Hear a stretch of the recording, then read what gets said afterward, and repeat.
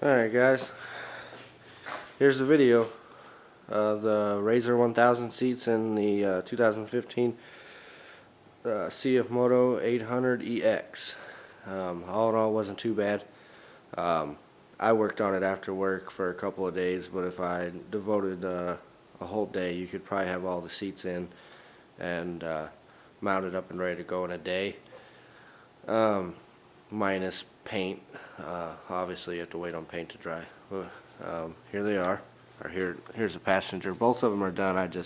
I got the driver already out, or driver's side already out, and it's about ready to be painted. Here's where they mount. Oh, let me get a light here. So that's the plate that goes underneath the tabs from the factory bases, and it's just 1/8 inch steel. There is a spot on the passenger seat over here that gets pretty close to the shifter and the shifter linkage. You can see how close it is. In the camera it kind of looks like it's about a 1/2 inch, but realistically it's more like a 1/4. And the way that the linkage works is it progressively gets closer to the seat the farther back you go until you go to park. Park is the closest point to the seat. So basically shifting through the gears and low, it would be much farther away from the seat, and then in park it's the closest point. So you got to trim a little bit off of it, or I did, off of the seat anyway, just because they don't wiggle at all. If you can look and see, they're in there. The backing kind of wiggles a little bit, but as far as the base goes, it's solid. It ain't going nowhere, but I just thought it just made me feel better to trim a little bit off of it. Let me pull them out, or pull it out, and we can go over some other stuff on it. Set the camera down.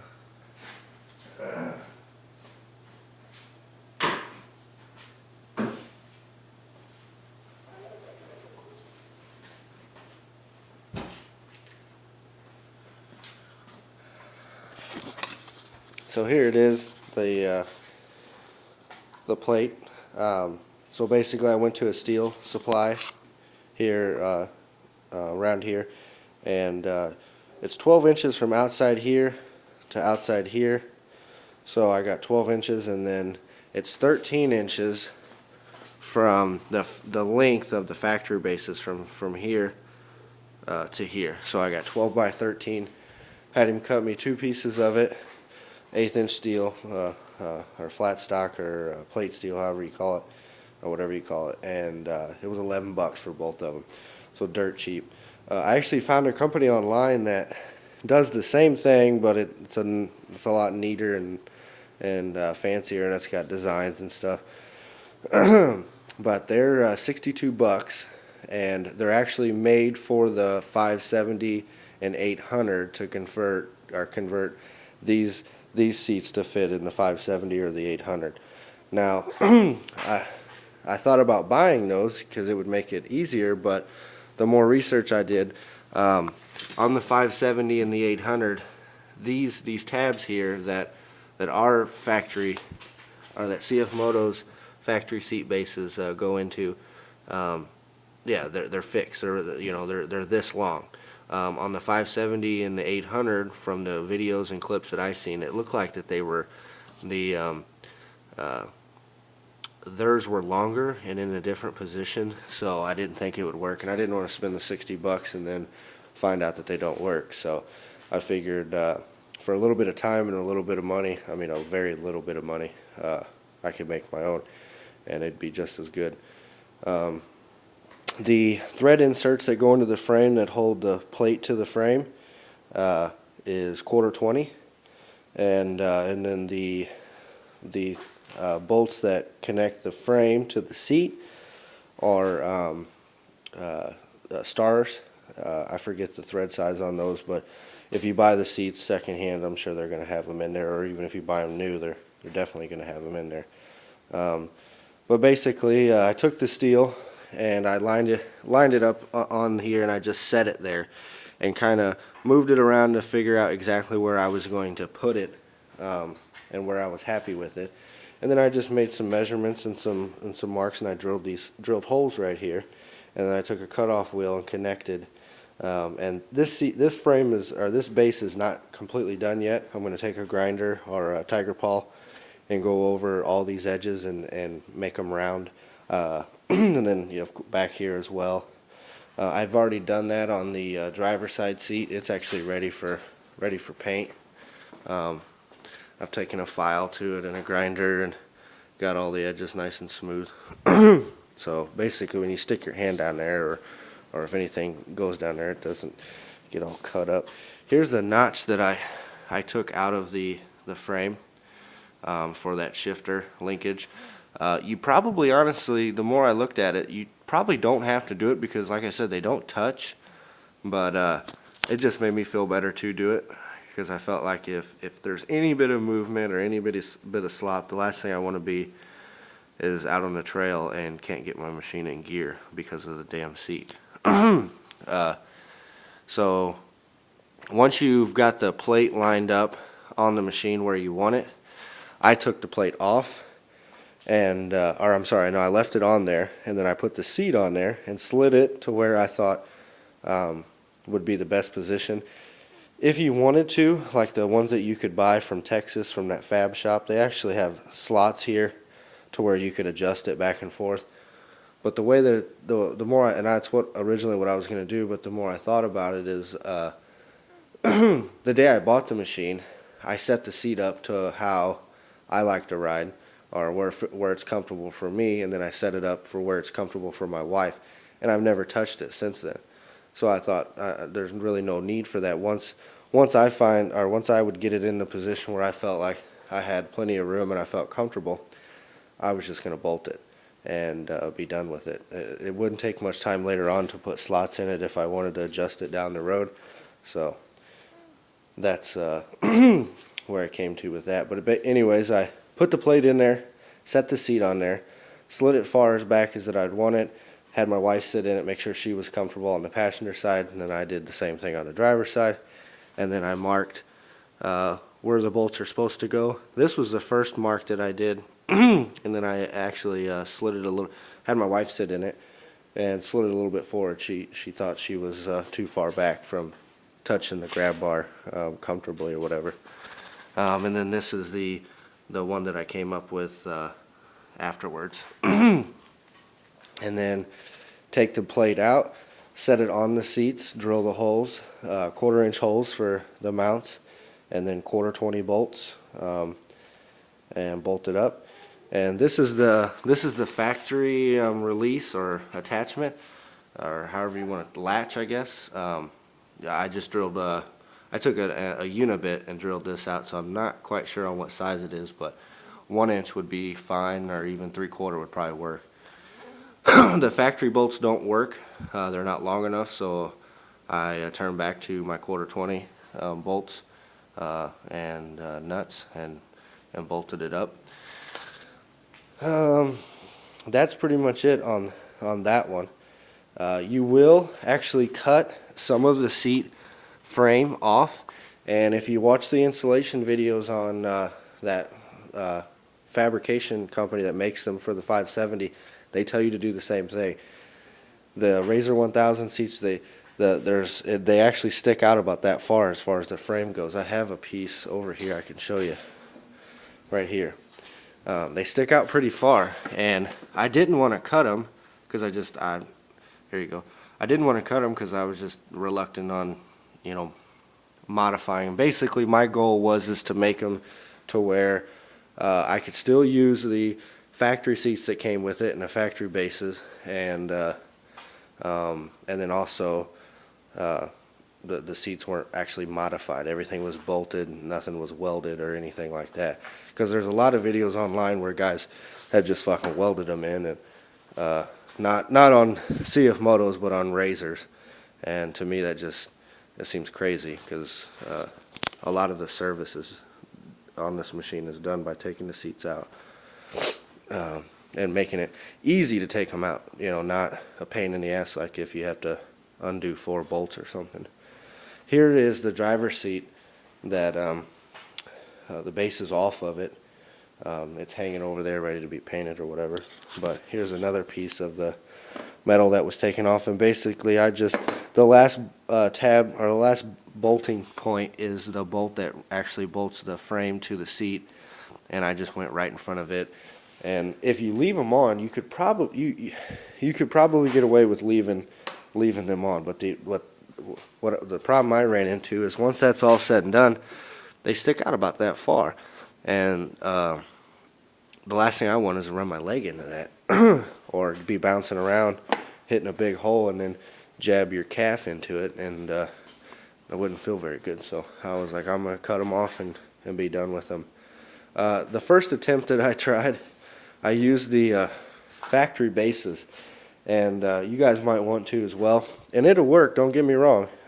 If you get some plate, some steel, and you come off of here to about right here, basically you have to extend this to 12 inches. So you take a piece of plate and bolt it to it, and then the plate hangs out, and then you bolt the seat to that. And that was the easiest way to do it, and that was the first way that I tried it.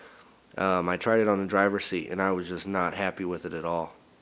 I put it in. I felt like I was sitting higher, for one, and then for two, there was just so much wiggle with it, from side to side, to front to back. And I noticed even on my factory seats the same thing. There was a lot of wiggle with them, and actually my buddy's machine is here.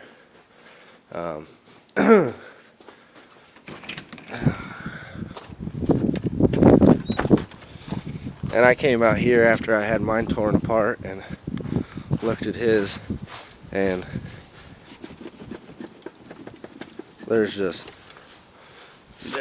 there is a, here, there's a better shot. There's a lot of wiggle in them, and I wasn't satisfied with that, so. It's cold.